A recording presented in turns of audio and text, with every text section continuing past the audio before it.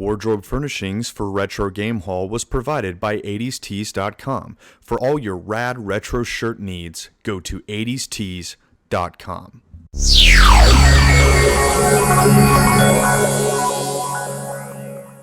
What's up, guys? Welcome back to Retro Game Haul, starring Chuck and Jimbo.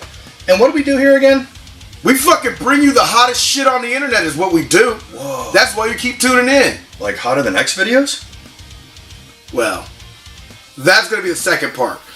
Yeah. Oh, just so you know, we've heard what you've been telling us. And what you've been telling us is that, Jimbo, we need to kind of shrink the general runtime of Retro Game Haul because 20 plus minutes seems to be a lot, to take in all at once, because some of you might be watching this on break or on your lunch break or sitting on the shitter or something like that.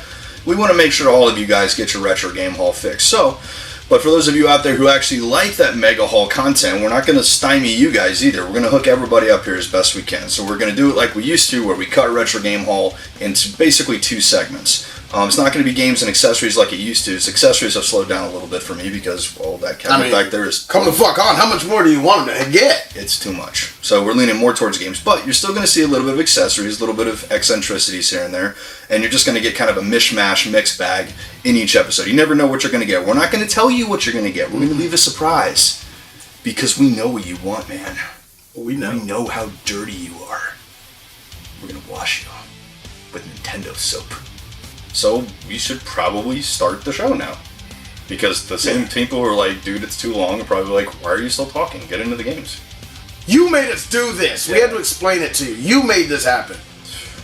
After this, we're good. But this is for you. It's YouTube. You can't make everybody happy. You can't make everybody happy.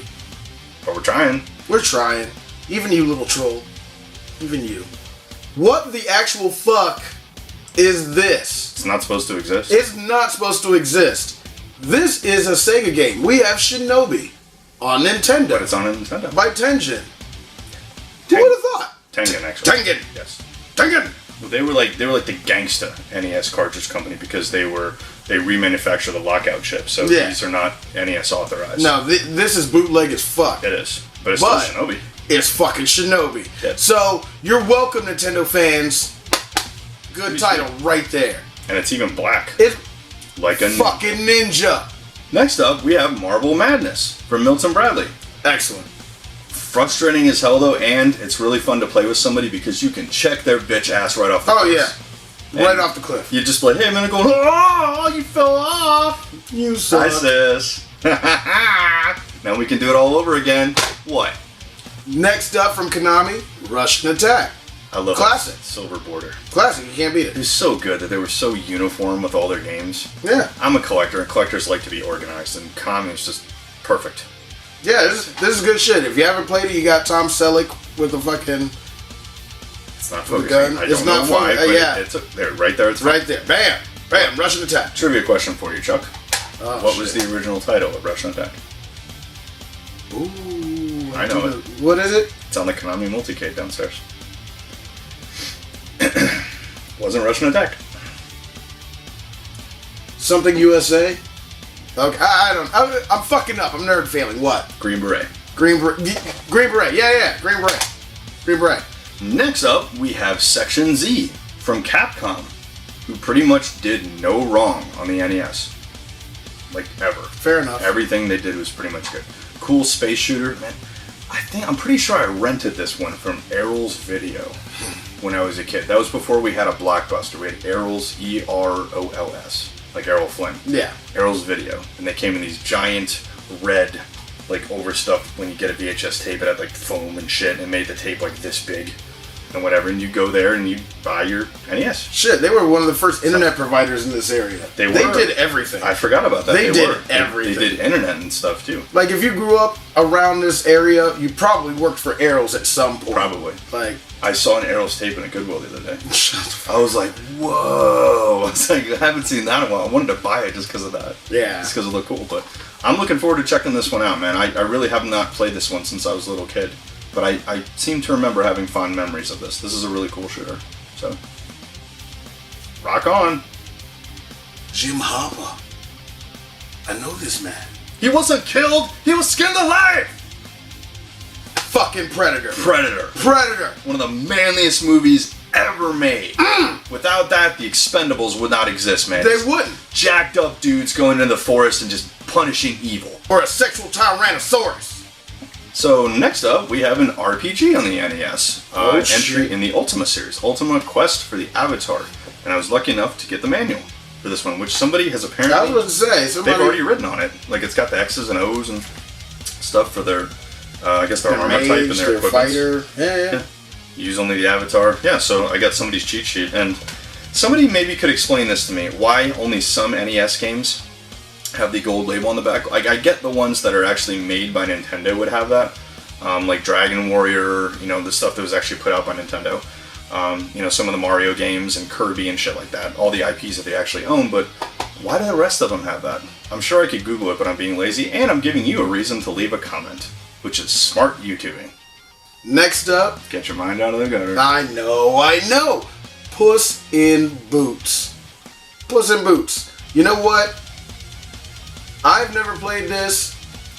I don't know what to think about this, but that's probably going to be my next Google search. It looks like some what happens. Weird, dark, like, anime that was on Nickelodeon. It really does. You know? I don't know about this. But you know what I like even more than Puss in Boots? What's that? The sequel. Sex on Wheels. Ooh. Next up, we actually have one of the very old NES games, Ninja Kid, which is actually so old that there's a 5-screw version of this. I just got the 3-screw because I just want to play the game. But based on what little I know about it, just kind of an old school kind of action-y platformer.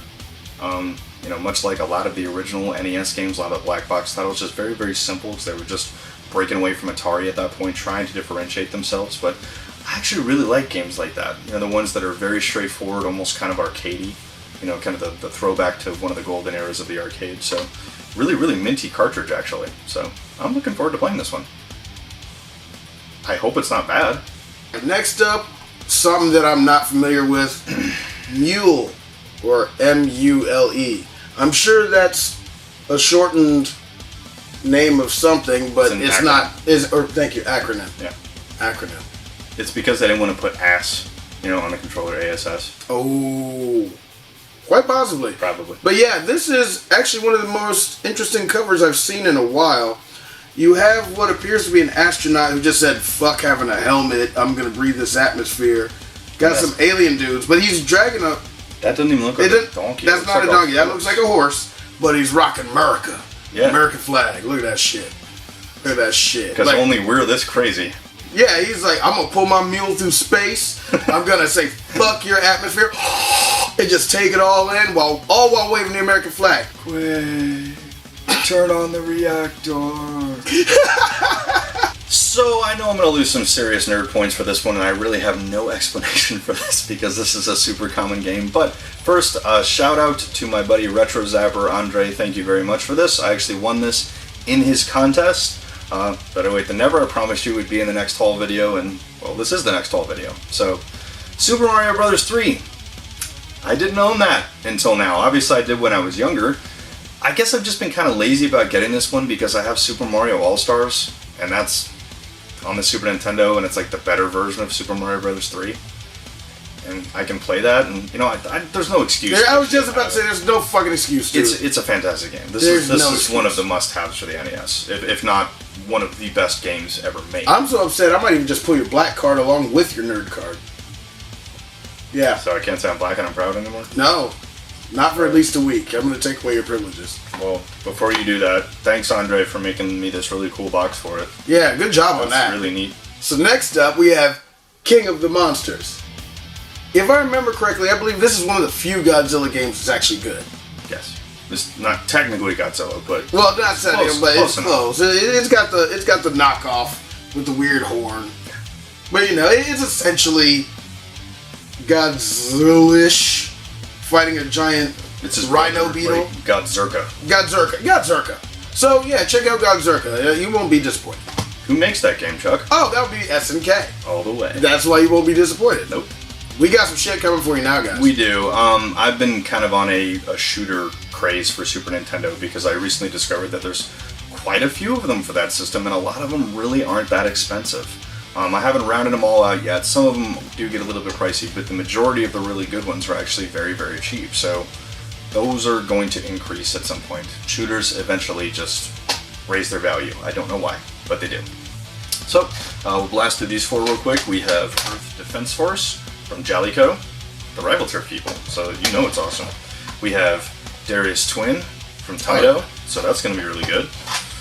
We have Phalanx, which has like the weirdest cover ever. I mean, dude playing a banjo, and then there's a fucking like starship in the background. Yeah. It's like they were trying to be like Deliverance meets The Last Starfighter. I don't know. I think this wins the fucking championship of most random cover ever for a video game. That one's pretty close. I don't think it's up there. There's a dude with a basset hound and a fucking banjo on the cover of any video game ever. I'd be very surprised if that was even in the fucking game. It's not. Okay, yeah, I was about to say, I'll bet you it's not even in the fucking game. They just went for weird. And lastly, we have Thunder Spirits, which I don't know if this is in the Lords of Thunder series or not. Probably not. But when you look at the gameplay, it does look kind of similar. So, but I don't know. It looks like a fucking kick-ass shooter. So We'll let you know. I'm in.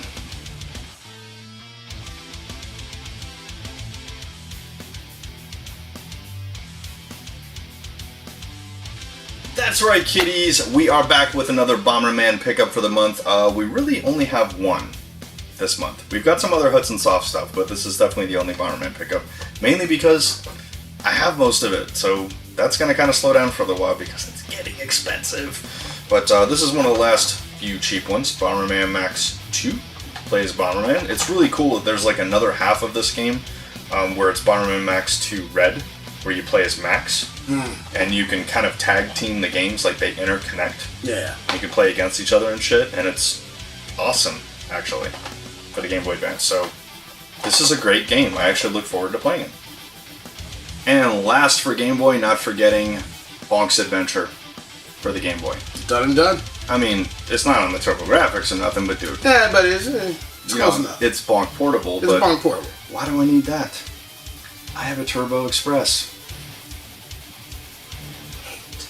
So next up, we have a little trio trifecta, one short of a barbershop quartet of boxed NES Capcom games. And I'm going to let Chuck kick this one off because he has a little bit of history about one of them. And I had this one when I was young, by the way. Yeah, this one actually, if I remember correctly, was actually really fun to play. It is. Little Nemo Dream Master. Easy to beat, too. Easy to beat. Like, this was up there, like, I think I enjoyed it almost as much as, like, a DuckTales. That's another Capcom game. Yeah. So this one I remember being really good. But the cool thing about it was, same year, the movie came out. And I saw that in theaters. A movie? There is a movie. I don't remember who directed it, but it looks kind of Miyazaki-ish. But I recommend you check it out. I don't remember if it was good or not, but I remember thinking, yo, that's the game I was playing. Saw it in theaters. Check it out. Little Nemo. Fucking awesome. Yeah, I just noticed kind of a really weird dichotomy here that we should point out. It's like the NES Capcom games were either really easy or really hard. Because on like one side of the spectrum you have that and DuckTales, on the other side you have like Mega Man. Yeah. Where you're like, fuck! You know, like throwing your controller. Well, see, that's just a testament to the awesomeness of Capcom. They're like, listen, you ain't ready for this, but we'll give you this. We'll give you this. Good call, dude. Yeah, they're trying to have something for everybody. They succeeded. Oh, they did. Next up, ladies and gentlemen, we have a 2-for-1 deal. On my right, we have Trojan, which is kind of a cool side-scroller, kind of hack-and-slash type of thing. Look at that freshy hang-tabby goodness right there. And on my left, we got 1943, The Battle of Midway, the sequel to 1942. Capcom top-down shooter. One of my favorite arcade games. Love that kind of stuff. Good shit. But some dickhead cut off the barcode and Some screwed up my box, but it's okay because I got it cheap. Capcom. So next up, we actually have two little bits of items that were actually gifts from people I know. Believe it or not, guys, that's actually really rare that I get things like that. I don't really get many people donating things to me. It's usually me taking out my wallet to buy something. Not that there's anything wrong with that, that's fine. But I see a lot of my friends here on YouTube, they're like, yeah, man, like somebody, they found all their stuff in the attic and they gave me all stuff. I'm like, why don't I know anybody like that? Yeah, I don't have any friends like that. No one does that for me. I have to pay for everything. But I just want to give two quick shout-outs. First to my buddy Greg, a friend at work. What's up, Greg? Who dug Good to see you, buddy. What's up, man? He dug out this, I guess, out of his closet or attic or something. It's a Star Fox box with the manual. And I have the game. I didn't have the box or the manual. The box is a little toasty, but dude, it was free. Thanks again, Greg. It's okay, dude. It's all good. Thanks, Greg. I appreciate that. Fuck you! And the next one goes to Meredith, another friend from work, who found a stack of Nintendo 64 manuals that she was going to give me. Dude, all of these are in like primo freaking shape, too. We got, let's see, Nightmare Creatures. Oh, nice. Episode 1 Pod Racer. San Francisco Rush. Oh, that was fun. That's a good game. Super Mario 64. That's one. That was a classic, yeah. Forsaken 64. And Banjo-Tooie. So that about wraps up part 1 of this edition of Retro Game Haul. In part 2, which you will see at this same retro time, same retro channel next week, dude, we've got even more stuff. If you think that we have shown you everything that we've got to show you for this month, you obviously don't know what the fuck we do. No. We're ratcheting that crap up next time, like we always do on Retro Game Haul. Because you know what? People are like, dude, this is a great show, but it's too long. Okay. Alright. Well, we're not going to shrink our content. We're just going to shrink the size of the video and split it into 2 parts. There you go. We listen to you. Yes. We listen. The fucking Matrix and the Hobbits, that's what they did. That's what you get. You know? They were going to make the Hobbit into 1 movie and then turn it into 3. Who would have thought? Who would have thought? thought? It's like a 150-page book or whatever. I don't know. So, you know, with accordance to your wishes, we're gonna make things a little bit shorter. A little bit shorter, so you get a little bit smaller doses. We'll stretch it out, and in the same span, in 2 weeks, you get double your money of Retro Game Haul. Why would anyone have a problem with that? Although, based upon what I know of YouTube, someone will fucking find a way to have a problem with that. It's alright. Yeah, we are teasing you a little bit. We're warming you up, getting you ready, just leaving you on the edge, and then, next week, Squirt City. But until then, Batman 66. Yeah. Yes. What's going to happen next time with our heroes, Jimbo and Chuck? You got to tune in to find out. You do. All right, let's go get in the Retromobile. To the Retromobile!